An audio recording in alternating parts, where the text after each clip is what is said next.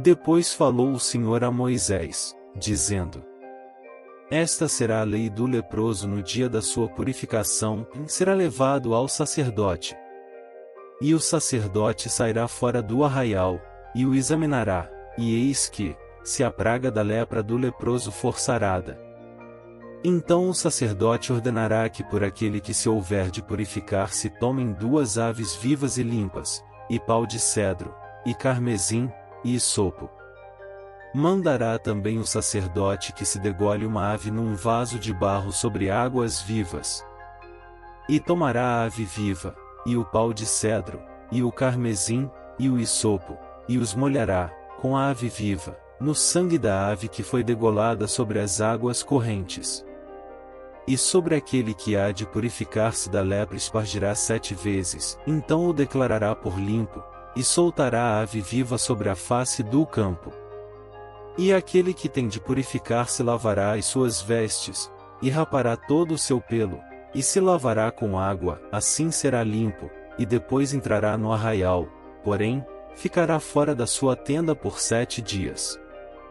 E será que ao 7º dia rapará todo o seu pelo, a sua cabeça, e a sua barba, e as sobrancelhas, sim, rapará todo o pelo, e lavará as suas vestes, e lavará a sua carne com água, e será limpo.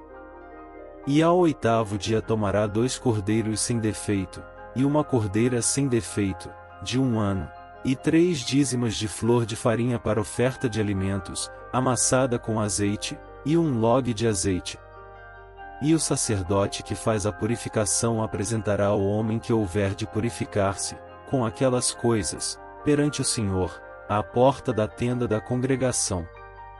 E o sacerdote tomará 1 dos cordeiros, e o oferecerá por expiação da culpa, e o log de azeite, e os oferecerá por oferta movida perante o Senhor. Então degolará o cordeiro no lugar em que se degola a oferta da expiação do pecado e o holocausto, no lugar santo, porque quer a oferta da expiação da culpa como a da expiação do pecado é para o sacerdote, coisa santíssima é. E o sacerdote tomará do sangue da expiação da culpa, e o porá sobre a ponta da orelha direita daquele que tem de purificar-se sobre o dedo polegar da sua mão direita, e no dedo polegar do seu pé direito. Também o sacerdote tomará do log de azeite, e o derramará na palma da sua própria mão esquerda. Então o sacerdote molhará o seu dedo direito no azeite que está na sua mão esquerda, e daquele azeite com o seu dedo espargirá 7 vezes perante o Senhor. E o restante do azeite, que está na sua mão, o sacerdote porá sobre a ponta da orelha direita daquele que tem de purificar-se, e sobre o dedo polegar da sua mão direita, e sobre o dedo polegar do seu pé direito, em cima do sangue da expiação da culpa. E o restante do azeite que está na mão do sacerdote, o porá sobre a cabeça daquele que tem de purificar-se, assim o sacerdote fará expiação por ele perante o Senhor. Também o sacerdote fará a expiação do pecado, e fará expiação por aquele que tem de purificar-se da sua imundícia, e depois degolará o holocausto. E o sacerdote oferecerá o holocausto e a oferta de alimentos sobre o altar, assim o sacerdote fará expiação por ele, e será limpo. Porém se for pobre, e em sua mão não houver recursos para tanto, tomará um cordeiro para expiação da culpa em oferta de movimento, para fazer expiação por ele, e a dízima de flor de farinha, amassada com azeite, para oferta de alimentos, e 1 log de azeite. E 2 rolas, ou 2 pombinhos, conforme as suas posses, dos quais um será para expiação do pecado, e o outro para o holocausto. E ao 8º dia da sua purificação os trará ao sacerdote, à porta da tenda da congregação, perante o Senhor. E o sacerdote tomará o cordeiro da expiação da culpa, e o log de azeite, e os oferecerá por oferta movida perante o Senhor. Então degolará o cordeiro da expiação da culpa, e o sacerdote tomará do sangue da expiação da culpa, e o porá sobre a ponta da orelha direita daquele que tem de purificar-se, e sobre o dedo polegar da sua mão direita, e sobre o dedo polegar do seu pé direito. Também o sacerdote derramará do azeite na palma da sua própria mão esquerda. Depois o sacerdote com o seu dedo direito espargirá do azeite que está na sua mão esquerda, 7 vezes perante o Senhor. E o sacerdote porá do azeite que está na sua mão na ponta da orelha direita daquele que tem de purificar-se, e no dedo polegar da sua mão direita, e no dedo polegar do seu pé direito, no lugar do sangue da expiação da culpa. E o que sobejar do azeite que está na mão do sacerdote porá sobre a cabeça daquele que tem de purificar-se, para fazer expiação por ele perante o Senhor. Depois oferecerá uma das rolas ou um dos pombinhos, conforme suas posses. Sim, conforme as suas posses, será um para expiação do pecado e o outro para holocausto com a oferta de alimentos, e assim o sacerdote fará expiação por aquele que tem de purificar-se perante o Senhor. Esta é a lei daquele em quem estiver a praga da lepra, cujas posses não lhe permitirem o devido para a purificação. Falou mais o Senhor a Moisés e a Arão, dizendo: Quando tiverdes entrado na terra de Canaã que vos hei de dar por possessão, e eu enviar a praga da lepra em alguma casa da terra da vossa possessão. Então aquele, de quem for a casa, virá e informará ao sacerdote, dizendo: Parece-me que há como que praga em minha casa. E o sacerdote ordenará que desocupem a casa, antes que entre para examinar a praga, para que tudo o que está na casa não seja contaminado, e depois entrará o sacerdote, para examinar a casa.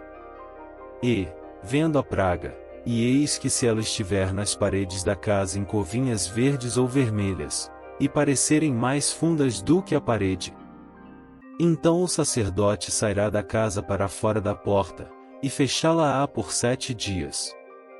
Depois, ao 7º dia o sacerdote voltará, e examinará, e se vir que a praga nas paredes da casa se tem estendido, então o sacerdote ordenará que arranquem as pedras, em que estiver a praga, e que as lancem fora da cidade, num lugar imundo.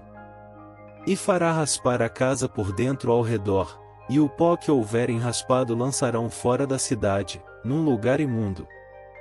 Depois tomarão outras pedras, e as porão no lugar das primeiras pedras, e outro barro se tomará, e a casa se rebocará.